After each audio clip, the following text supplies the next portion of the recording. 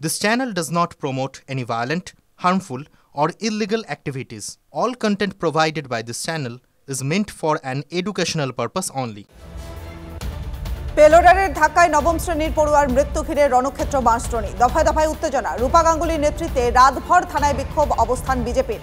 পড়ুয়া মৃত্যুতে অভিযুক্তের গ্রেফতারির দাবি এবং দলীয় কর্মীর গ্রেফতারির প্রতিবাদে বিক্ষোভ বিজেপির।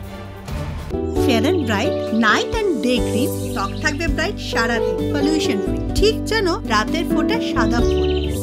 সারাদিন হ্যাপি ব্রাইট স্কিন। কিশোর মৃত্যু এবং দলীয় কর্মীকে গ্রেফতারির প্রতিবাদ বিজেপির। পুরো ভোটে ১১৩ নম্বর ওয়ার্ডে বিজেপি প্রার্থী ছিলেন রুবি মণ্ডল। রুবি মণ্ডলের মুক্তির দাবিতেও বিক্ষোভ। রূপা গাঙ্গুলির সাফ কথা, যতক্ষণ রুবি দাস মণ্ডলকে ছাড়া না হবে চলবে অবস্থান। বিজেপির বিক্ষোভের মাঝেই বাঁশদ্রোণী থানায় পৌঁছান সিপি। কিছুক্ষণ পর থানা থেকে বেরিয়েও যান তিনি। বাঁশদ্রোণীতে পেলোডারে পিষে মৃত ছাত্র সৌম্যশীলের মৃত্যুর দায় কার? ৭ বছর ধরে চলছে পাম্পিং স্টেশনের কাজ।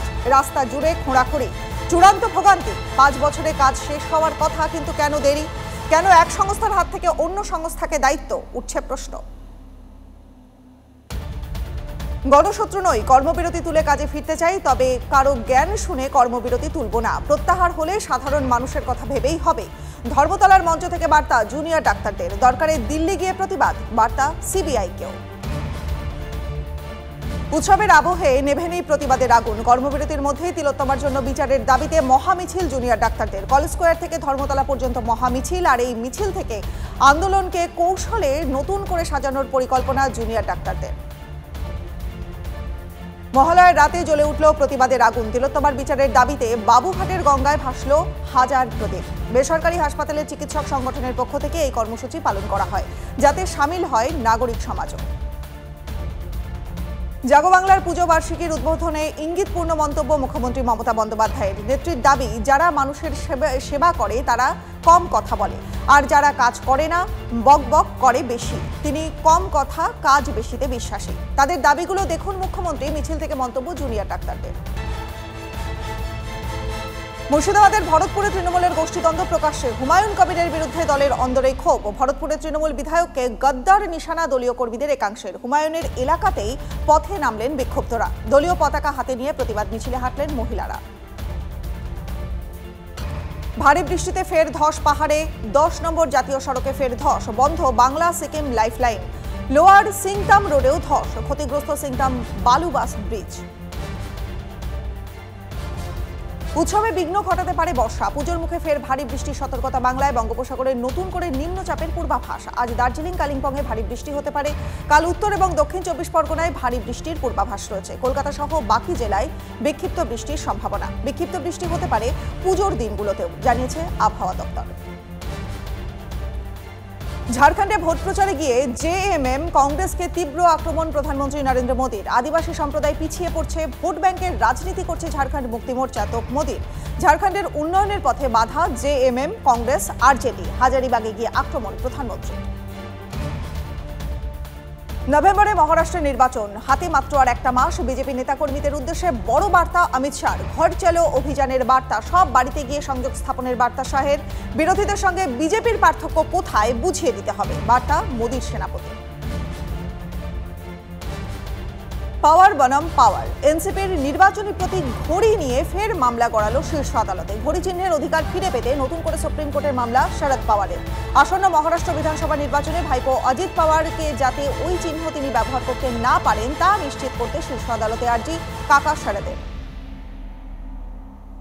ভোটকুশলী থেকে নেতা হলেন প্রশান্ত কিশোর। রাজনৈতিক দল হিসেবে পথ চলা শুরু জনসুরাজের। পরবর্তী বিধানসভা নির্বাচনে বিহারের সব আসনে লড়তে পারে পিকের দল।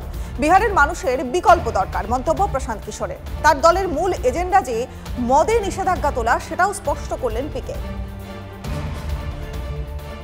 তেলেঙ্গা হাতে সিদ্দারামাইয়ার জুতো বাঁধলেন কংগ্রেস কর্মী। নয়া বিতর্কে কর্ণাটকের মুখ্যমন্ত্রী। সোশ্যাল মিডিয়ায় ভাইরাল হলো সেই ভিডিও। জমি কেলেঙ্কারিতে যুক্ত থাকার অভিযোগে এমনিতেই বিপদে আছেন সিদ্দারামাইয়া, আর এবার আরও অস্বস্তি বাড়ল কর্ণাটকের মুখ্যমন্ত্রী।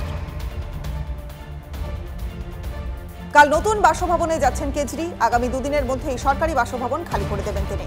মুখ্যমন্ত্রিত্ব থেকে পদত্যাগের পর সরকারি বাসভবন ছাড়ার সিদ্ধান্ত আপ সুপ্রিমোর। ছাড়ছেন এতদিন যাবৎ পাওয়া যাবতীয় সরকারি সুবিধাও। নিরাপত্তার কথা ভেবে দলের নেতাদের বারণও শোনেননি কেজরি।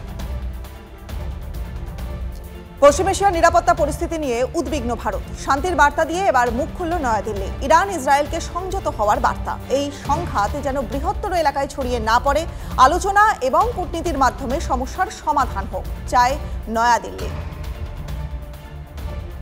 অশান্তি থামছে না মণিপুরে। এবার উখরুল জেলায় জমি সংক্রান্ত বিরোধের জেরে নিহত 3। দুটি নাগা গ্রামের বাসিন্দাদের মধ্যে সংঘর্ষের জেরে মৃত্যু, আহত আরও বেশ কয়েকজন।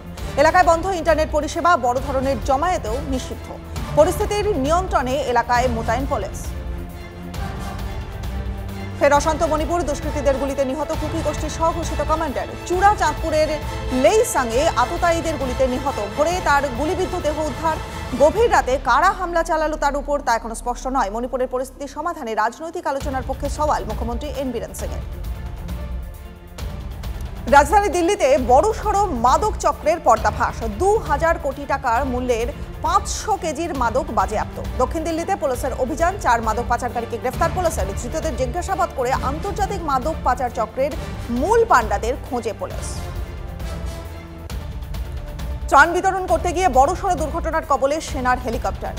একেবারে শেষ মুহূর্তে পাইলটের তৎপরতায় প্রাণহানি আটকায়। জরুরি অবতরণের ফলে রক্ষা পান কপ্টারে থাকা 4 সেনা আধিকারিক। তবে জলে ডুবে যায় কপ্টারটি। সেটি উদ্ধার করতে নেমে পড়েন বন্যা দুর্গতরাই। বিহারের ঘটনার ভিডিও ভাইরাল নেট দুনিয়ায়।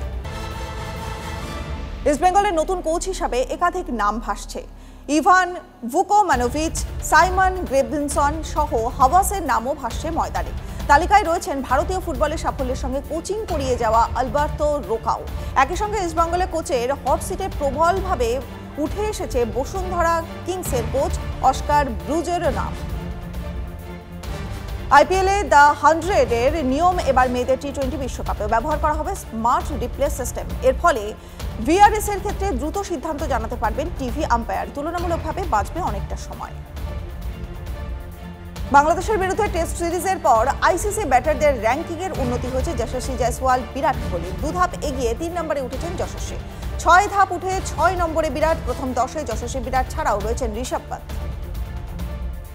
আইসিসি টেস্ট বোলারদের প্রোমো তালিকায় শীর্ষস্থানে ফিরলেন জসপ্রীত বুমরা। বাংলাদেশের বিরুদ্ধে টেস্ট সিরিজের পর রবিচন্দ্রন অশ্বিনকে সিংহাসন থেকে সরিয়েছেন ভারতীয় তারকা পেসার।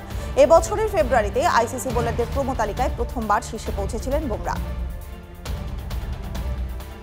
ওয়ানডে বিশ্বকাপের পর থেকেই চোটের কারণে মাঠের বাইরে মোহাম্মদ সামি। ক্রমশ ফিট হয়ে উঠেছিলেন তিনি। ব্যাটিং বোলিংও শুরু করেছিলেন। জাতীয় ক্রিকেট একাডেমিতে রিহ্যাব পর্বে নতুন করে তার হাঁটুতে চোট লেগেছে বলে সূত্রের খবর। বোর্ডের মেডিকেল টিম বিষয়টি দেখছে।